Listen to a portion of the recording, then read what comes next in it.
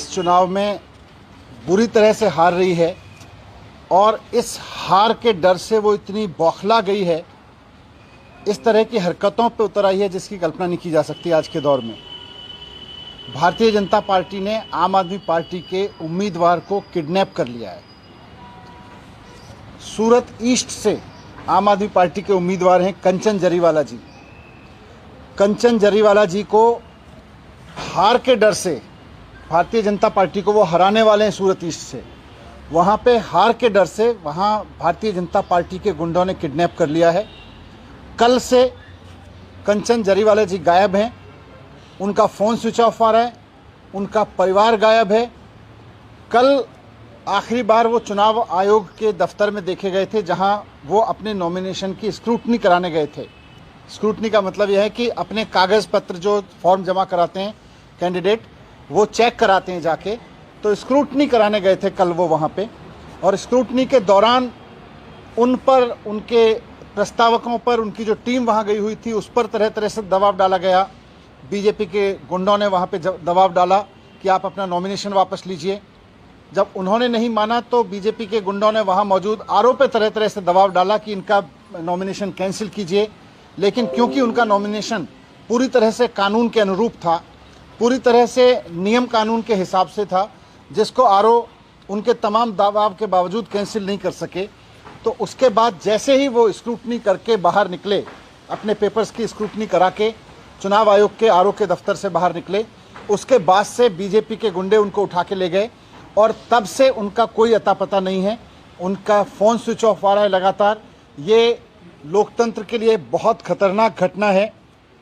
उन पे पहले से दबाव डाला जा रहा था कि वो पर्चा ना भरें, लेकिन पर्चा भरा तो स्क्रूटनी उनके नॉमिनेशन कैंसिल कराने की कोशिश की, और जब नॉमिनेशन भी उनका कैंसिल नहीं हुआ, वापस नहीं लिया उन्होंने और कैंसिल नहीं हुआ, तो अब उनका किडनैप कर लिया गया है।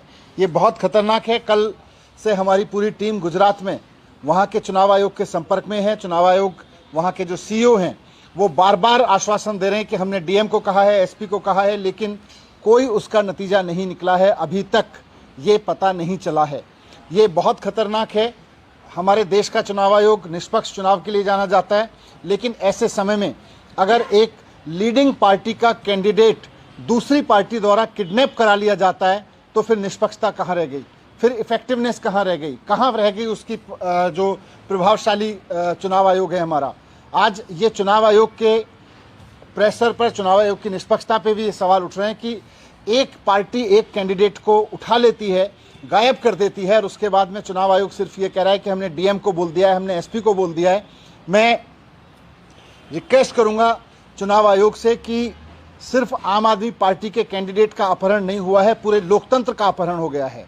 आज के दौर में अगर कैंडिडेट को अपहरण कर लिया जाएगा, अगर चुनाव नहीं लड़ने दिया जाएगा, अगर चुनाव लड़ने के लिए कोई बाजिद हो और पूरी तरह से सक्षम हो तो उसका अपहरण कर लिया जाएगा, तो फिर चुनाव के मसले ही क्या रह गया, चुनाव के मायने क्या रह गए। अगर इस तरह से जीतने वाले कैंडिडेट्स, विपक्ष के जीतने वाले कैंडिडेट्स को इस तरह से उठा लिया जाएगा और चुनाव आयोग 24 घंटे बाद भी सिर्फ ये कहेगा कि हम डीएम से बात कर रहे हैं, हम एसपी से बात कर रहे हैं, तो उसके बाद में लोकतंत्र कहाँ बचा रहेगा। तो मैं चुनाव आयोग से अपील करना चाहता हूँ कि बहुत खतरनाक स्थिति है ये गुजरात में, पूरी तरह से इसको संज्ञान में ले और पूरी प्रायोरिटी के साथ, जैसे उनकी जिम्मेदारी है कि चुनाव आयोग की पूरी मशीनरी ठीक से काम करे, निष्पक्ष रूप से काम करे, वैसे उनकी जिम्मेदारी भी है कि किसी तरह का दबाव किसी कैंडिडेट पे ना हो और इस तरह की घटना किसी कैंडिडेट को अपहरण करने की ना हो। आज भारतीय जनता पार्टी ने जो कैंडिडेट का अपहरण किया है वो लोकतंत्र का अपहरण है। मैं मुख्य चुनाव आयुक्त से मिलने का मैंने समय मांगा है।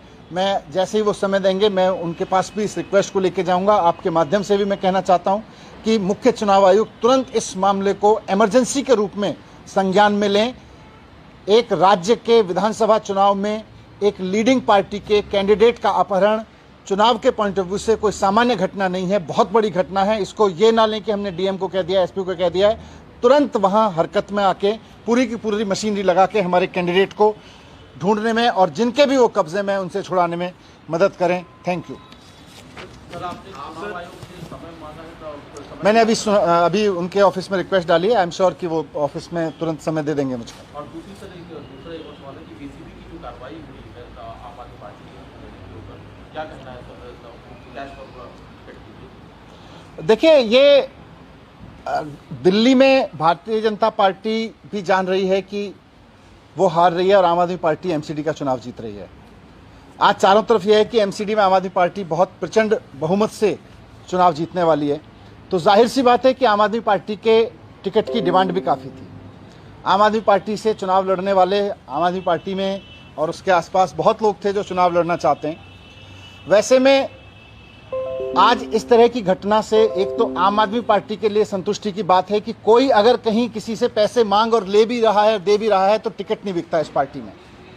ये इस पूरे घटनाक्रम से एक अच्छी बात आम आदमी पार्टी के बारे में सामने आ रही है कि किसी ने किसी को पैसे दे भी दिए और किसी ने किसी से पैसे ले भी लिए, कहीं किसी ने दूर दूर, लेकिन टिकट नहीं मिला उसको। तो इसका मतलब आम आदमी पार्टी में टिकट नहीं बिकता। इस घटना से मैं एक सिल्वर लाइनिंग इसमें देख रहा हूं कि आम आदमी पार्टी इस टेस्ट में पास हुई कि किसी ने किसी को पैसे भी दे दिए और टिकट लेने के नाम पे ले भी लिए, लेकिन उसको टिकट नहीं मिला। यानी कि आम आदमी पार्टी में पैसे नहीं चलते टिकट के। ये अपने आप में इस बात का प्रमाण आ गया सामने। लेकिन जाहिर सी बात है कि इधर उधर कोई किसी को बोले कि भाई मैं तो पैसे लेके आपको टिकट दिला दूंगा, तो मैं तो ऐसे तमाम लोगों से जो आज, अब तो खैर टिकट की प्रक्रिया पूरी हो गई, आगे के लिए भी कहना चाहूँगा कि कहीं भी कोई आदमी आपको कहे कि मैं आम आदमी पार्टी में टिकट दिला दूंगा, पैसे दे दीजिए, बिल्कुल यकीन मत करना। सबसे बड़ा झूठा होगा वो आदमी जो ये कहेगा। और इसका प्रमाण आज की ये घटना है जो सामने आई है कि कोई किसी से पैसे ले रहा था, अगर ऐसा आरोप है, ले रहा था, फिर भी उसको टिकट नहीं मिला। यहाँ पैसे देने से टिकट नहीं मिलते हैं आम आदमी पार्टी में, ये बात साफ हो गई है।